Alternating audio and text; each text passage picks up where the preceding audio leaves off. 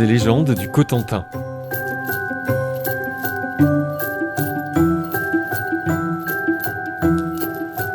Le tas de pois.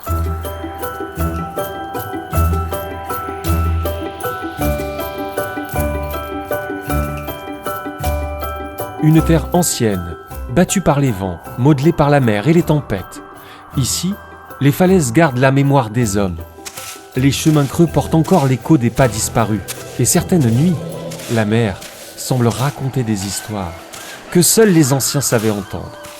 Je vous emmène à la pointe de la Hague, dans un pays rude, fier, un pays de marins, de naufrages et de contrebandiers. Voici l'histoire du tas de pois. Dans la Hague, certaines nuits semblent hors du temps. La nuit est sans lune, l'air est immobile, sans un souffle de vent. Le silence est profond. À peine entend-on monter de la crique le bruit bref d'une vague qui vient mourir sur les galets, puis se retire. On dirait la respiration calme de la mer, qui se gonfle et s'étend, au rythme du flux et du reflux. Alors, une ombre glisse sur l'eau noire. Une barque touche la grève. 2 hommes sautent à terre. Ils déchargent un lourd fardeau, le hissent sur leurs épaules et disparaissent dans la nuit. Des pierres roulent, un cri, une lanterne s'allume, des fusils brillent et une voix lance. Mais c'est la moque et la roupie. Monseigneur les avait livrés ? Tout avait commencé à l'auberge de la Louise, au petit port de Goury. Une maison trapue de granit, faite pour résister au vent. Les murs épais gardaient l'ombre.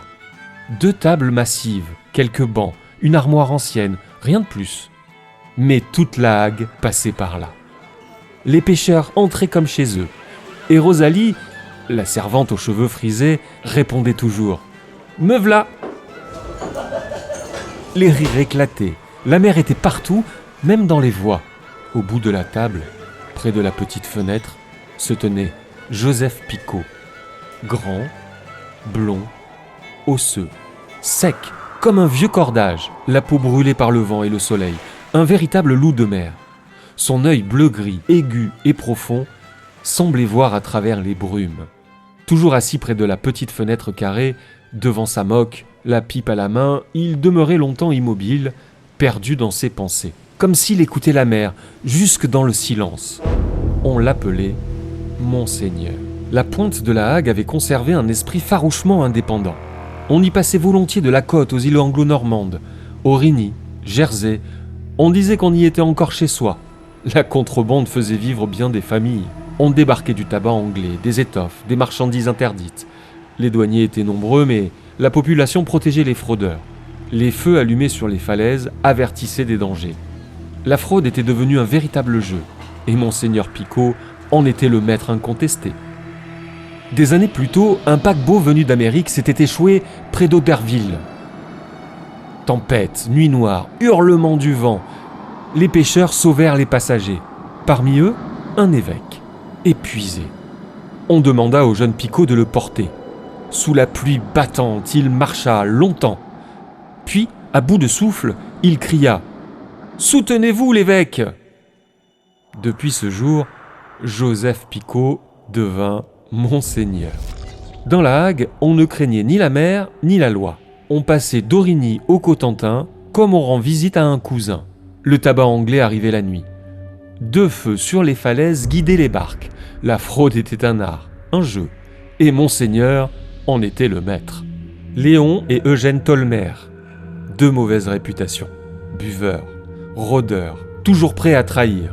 Ils avaient autrefois dénoncé Monseigneur. Une faute qu'un homme de mer n'oublie jamais. Il attendait simplement son moment.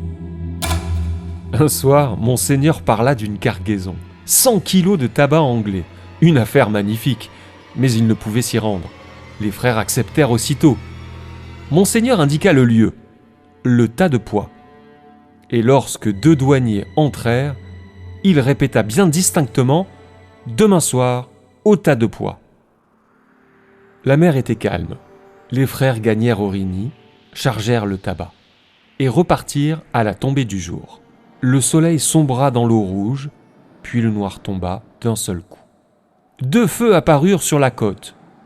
Ils hésitèrent, changèrent de cap. Enfin, l'obscurité revint.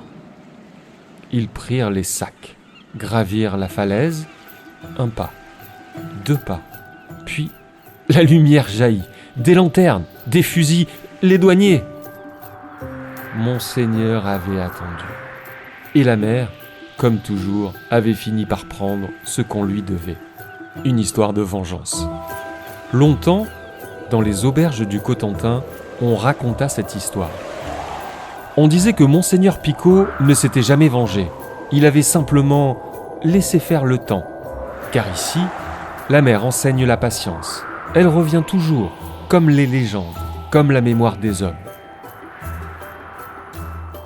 Contes et légendes du Cotentin.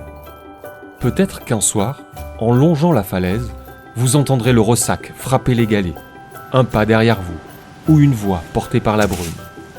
Ne vous retournez pas trop vite. Ce ne sera peut-être pas la mer, mais l'écho d'une vieille histoire, celle que les hommes murmurent encore quand tombe la nuit sur la Hague. Ouvrez l'œil. Ici, les légendes ne sont jamais loin. Contes et légendes du Cotentin. Produit par Conca Media Studio pour Cotentin unique par nature, d'après le livre de Claude Pitois.